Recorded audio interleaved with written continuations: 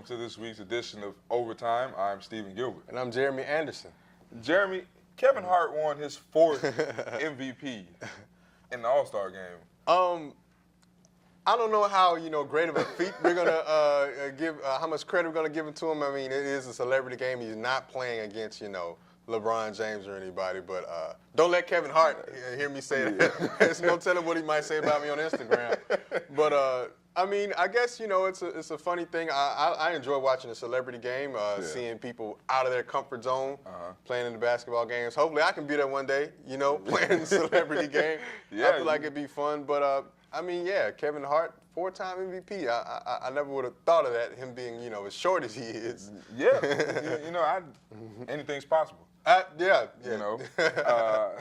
Him and Monet Davis was going back and forth. Now that was an interesting matchup. I mean, I think everyone saw the little spin move Monet Davis put on him. Yeah, that's crazy. Now she's wanting to play basketball at UConn. Yeah, UConn. Yeah. She's only in the 8th grade, and what I saw in the All-Star game, an 8th grader against grown men, she could be a dangerous force at UConn in the near future. Exactly.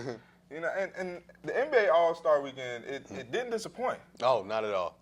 Especially the dunk contest. Oh, my goodness. I mean, you have this 19-year-old kid, from, the Timberwolves, is Zach LaVine, just throwing it down like it's nothing. I mean, I would have to say because of him alone, that was the best dunk contest I've seen since probably Blake Griffin came out and the Dwight Howard days with the Superman cape. I mean, the dunk contest kind of lost its flair for a little bit. It did. But I think he brought it back up, and Victor Oladipo with his 540, which I haven't seen yet, except on video games.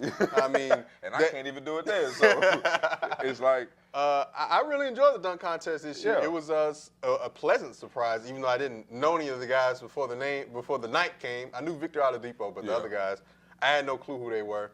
But you know what I would like to see? In order to keep the flair and keep the appeal of the dunk contest, you know how in the MLB, the winner of the All-Star game has home field advantage in the World Series. So how about, since the All-Star game doesn't want to take that place in basketball, what if the dunk contest champion, whichever conference he represents, had the chance to have the home field advantage in the NBA Finals? Would that not spice things up a little more? I don't know if too many would. Hey, because it wouldn't be fair. Why not? If that's the case, then you have to have a player from each team at least participate. I mean, not each team. You're right. Each conference. You're right. But you know what? That would happen. Bigger names would show up to that dunk contest. Because look, LeBron James, you better believe he's coming out of hiding. You better believe he will be in the dunk contest if it means home court advantage. That's just an idea I thought of. I think it spiced things up a little bit. Not giving some thought about it. I think it would too. It definitely add a different aspect. Blake Griffin will make a return. Yeah. 321 points combined was the most points scored ever in an All-Star game. Yeah. Between the two teams. I think that speaks to being the NBA such a competitive league that it is, and how important defense is. I think we all like to see. I think the All-Star break is just a breath of fresh air from the fundamental basketball, and we can just see the Harlem Globetrotter type basketball that we all like to see. Relaxed and calm. It's kind of relaxed, so not having to worry about Some people say, there's no defense, it's not real basketball, but I mean, I think it's cool for the league to just have that one break-free game where there's very few rules. Hardly ever do you see a travel call, of course. No. I mean, you don't see many fouls or anything like that. I think it's just a fun, part of the game to, see, 30 alley-oops in a game. And they made 48 three-pointers. The previous record was 30. So it's like everybody that gets in the game, it's my time. Oh, jacking up threes. Raining, I'm just shooting, just pulling every chance I get. And that's the whole point of the All-Star game, to have fun and do what you can't do in a regular game. Exactly. And it was kind of funny because towards the end, when things kind of got tight, when the East pulled back in within 5 points, the West kind of held on to the ball. Yeah. You know, didn't want to shoot. Right, you know, kind of, ate the play clock. You know, and the fans were booing, of course. It's an All-Star game. What are you scared of? Yeah, exactly. You know, if you go to overtime, you go to overtime. But you know, 163 points. You know, that's a lot of 158 points. Yeah. Most teams don't score that in 2 games. Look, man. Let alone this is real life. Yeah. I mean, how can you possibly score that many points? It's the same amount of time as a regular game. You know, you couldn't do that on NBA 2K15 if you had 15-minute quarters. You couldn't. You know, you probably end up shooting the ball 30 out of, 100 times. Exactly. You know, so it's like, it's amazing. And then Russell Westbrook, you know, he scored 41 points. The record was 42 by Wilt Chamberlain. Right. You know, he was at the free throw line, you know, and they were talking about it. They were like, you know, is he going to miss this next one, you know, and run up and tip it in so he can pass him? But, you know, to be honest, I don't think he knew he was that close to the record. Because if he was, I think if he knew he was that close to the record, I think he would have tried it. Oh, yeah, definitely. Russell Westbrook, definitely. I would have tried it. You know, so, I mean, it's I like the All-Star Weekend. Oh, yeah. You know, Very fun. Very fun. I think it's more, to me, you know, it's more exciting than the Pro Bowl. I could agree with you there. I could agree with you there. To be honest, and at one time, you know, they were kind of both, you know, man, I got to watch the Pro Bowl. Man, I can't wait to the off. Exactly. You know, now it's so... the Pro Bowl, I will admit, but with the exception of last year, and the first time they did the team draft, it has, you know, has lacked in appeal and excitement. And I know especially at one point when it was still AFC versus NFC, the players were half trying. I mean, and you can't ask for much in football, which is such a physical sport. It's not like basketball. Yeah. You can't just ask the players to lay their bodies on the line. After a gruesome season. After a gruesome season. Yeah. So, I mean, it's understandable. It's understandable, but then again, it is a little disappointment to the fans. Yeah. But as in basketball, I mean, you can go all day.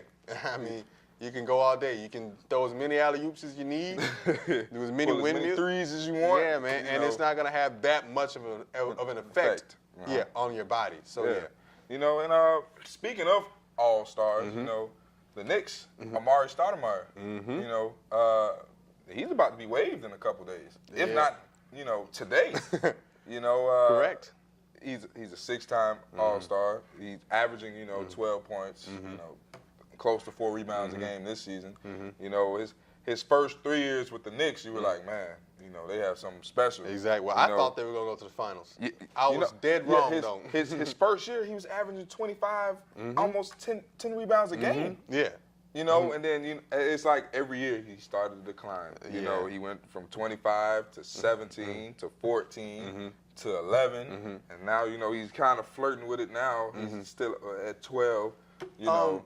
I think a new venue would do well for Amari Stoudemire because I think he's just getting kind of, I guess, bored of New York. It just seems like he's just lost complete interest of playing in Madison Square Garden and playing for his coaches. And there's reports that saying that he wants to go back to Phoenix. Yeah. Me being a Phoenix Suns fan, I would not mind that at all because we haven't had much to cheer for since he left and Steve Nash left. So we'll just see. I think whatever team he goes to, a new life will come inside of him, and he'll really benefit that team wherever he goes. Yeah. You know, and then they say some of the front runners, well, the front runner at the moment is probably, you know, the Dallas Mavericks, but I don't really see him coming off the bench.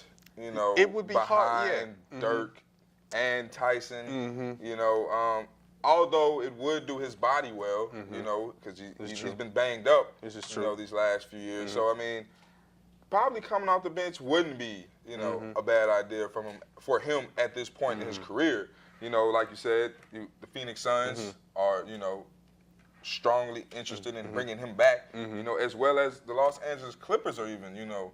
Now that would be an interesting thing to see him work with Blake Griffin. Yeah.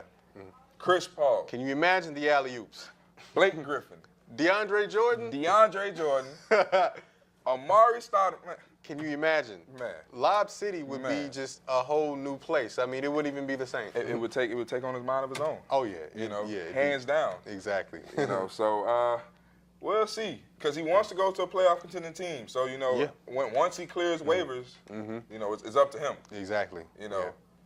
But time will tell. Yeah, you're right. And who knows? We'll be right back.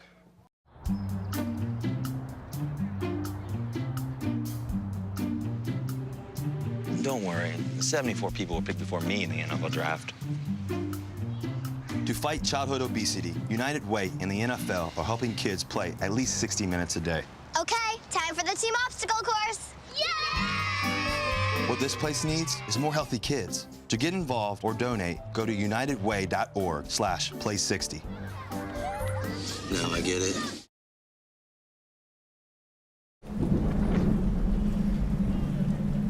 He's on his way. He doesn't even know that we're here. Is he okay? Please tell me he's okay. Laura. Okay, try to call him again. There's no signal. Try. Nothing's working. Well, just Everything's try. down. This is so bad. He's out there by himself. Make sure you know where to find your family in an emergency. Start your plan at ready.gov.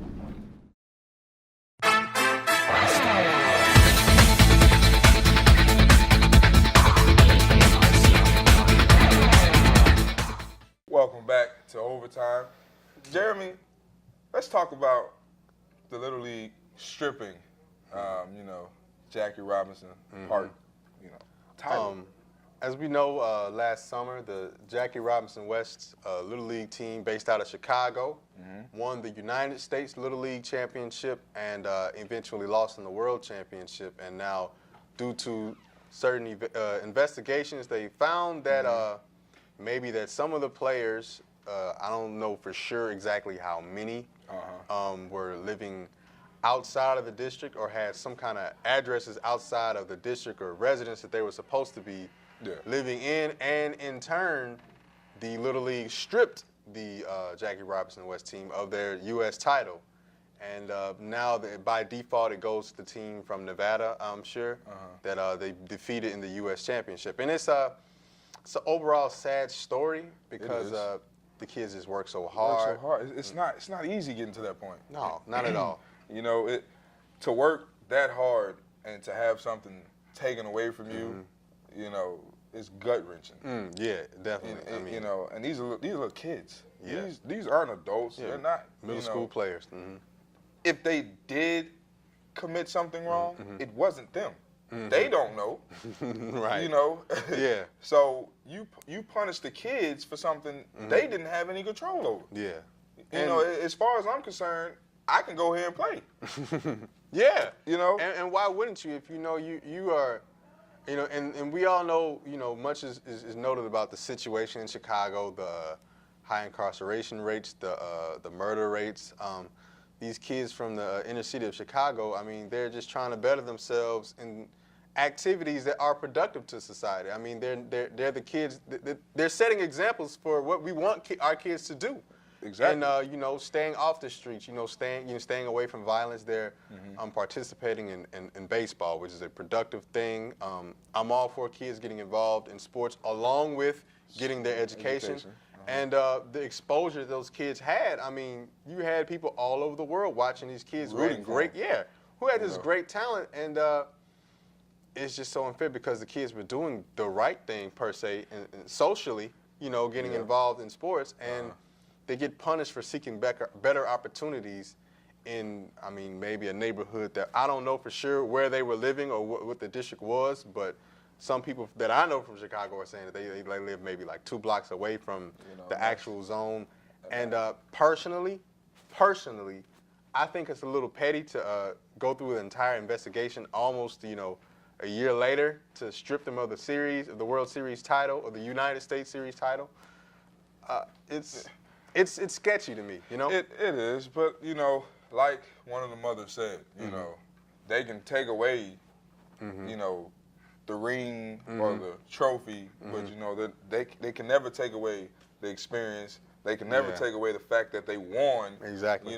It's so I think, they'll rebound from this, but in the future, I don't think, kids should be penalized, for not playing in a certain area if, per se, that area is not, a good area to be in, or, exactly. they're trying to seek better opportunities because, sports is a gateway for education for a lot of people, especially minorities. Especially young black men.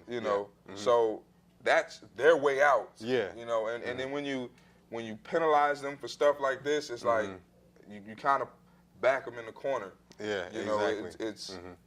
And it's even more sketchy when you see, like you said earlier off the set, the major league teams that are, you suspend the player for using steroids and performance-enhancing drugs and for 10 games. Yeah, I mean they get these suspensions that don't hurt them in the long run. Slap on the wrist. Yeah, and you got Ryan Braun is still playing in the league. Alex Rodriguez still has eligibility. I mean, there's so many players that have used performance-enhancing drugs, have cheated and continued to play, and you got colleges, big universities that are cheating in recruiting.